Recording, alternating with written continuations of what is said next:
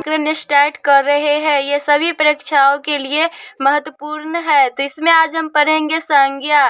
संज्ञा का डिफिनेशन है, संज्ञा को नाम भी कहा जाता है या किसी वस्तु, स्थान, भाव के आदि के नाम को संज्ञा कहते हैं। जैसे एग्जाम्पल में हम लिए राम, सीता, गीता, चांदी, खलीलाबाद आदि। ऐसे बहुत तरह का इसका एग्जाम्पल हो सकता है। फिर संज्ञा के प्रकार है। संज्ञा दो प्रकार का होता है, एक है व्युत्पत्ति के आधार पर और दूसरा है अर्थ के दृष्टि के आधार पर। फिर व्युत्पत्ति के आधार पर ये 3 प्रकार का होता है और अर्थ दृष्टि के आधार पर ये 5 प्रकार का होता है।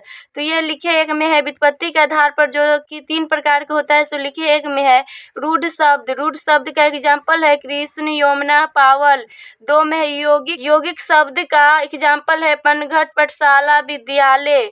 3 में है योग रूढ़, तो इसका एग्जाम्पल है जलज, दशानन, पचानन। 2 में है अर्थ दृष्टि के आधार पर। तो अर्थ दृष्टि के आधार पर ये 5 प्रकार का होता है, जो कि एक में है व्यक्तिवाचक संज्ञा। तो व्यक्तिवाचक संज्ञा का डिफिनेशन है, जो किसी व्यक्ति, स्थान या वस्तु का बोध कराए उसे व्यक्तिवाचक संज्ञा कहते हैं। जैसे एग्जाम्पल लिए राम, सीता, आगरा, दिल्ली, यमुना आदि। फिर 2 में है जातिवाचक संज्ञा। डिफिनेशन होता है, जो संज्ञा शब्द किसी के जाति का बोध कराती है उसे जातिवाचक संज्ञा कहते हैं। इसका एग्जाम्पल है नदी, पर्वत, लड़का, फूल आदि।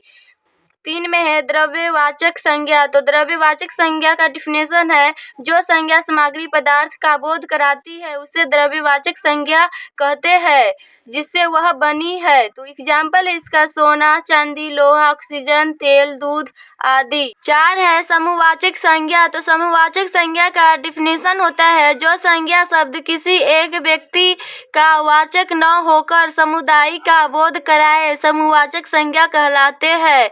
इसका एग्जाम्पल है वर्ग, टीम, सभा, उपयोग, सेना, कर्मचारी आदि। यही इसका एग्जाम्पल है। 5 में है भाववाचक संज्ञा। तो भाववाचक संज्ञा का डिफिनेशन होगा, जिस संज्ञा शब्द से किसी व्यक्ति या वस्तु के गुण, दशा, स्वभाव व अवस्था का बोध वहाँ भाववाचक संज्ञा कहलाती है। जैसे में इसका एग्जाम्पल है क्रोध, मिठास, खटास, लालिमा आदि। ऐसे इस तरह के बहुत सारे एग्जाम्पल हो सकते हैं। भाववाचक संज्ञा का निर्माण जातिवाचक संज्ञा सर्वनाम, विशेषण, क्रिया व अवयव से बनती है।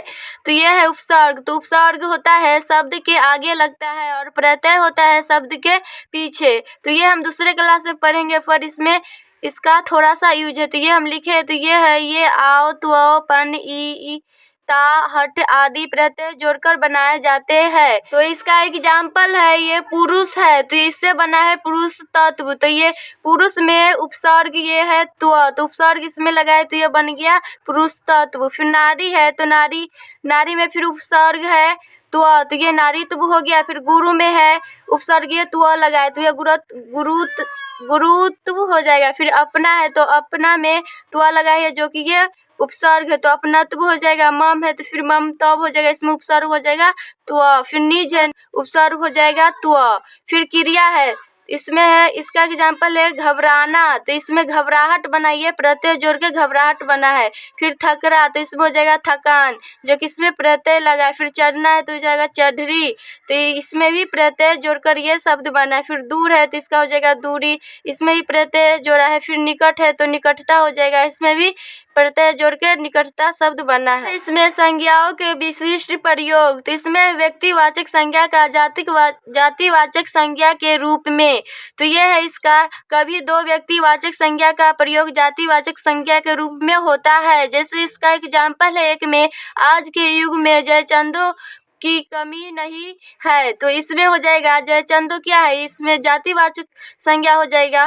फिर 2 में है समचरित्र मानस हिंदुओं का बाइबिल है, फिर इसमें जातिवाचक संज्ञा का व्यक्तिवाचक संज्ञा के रूप में।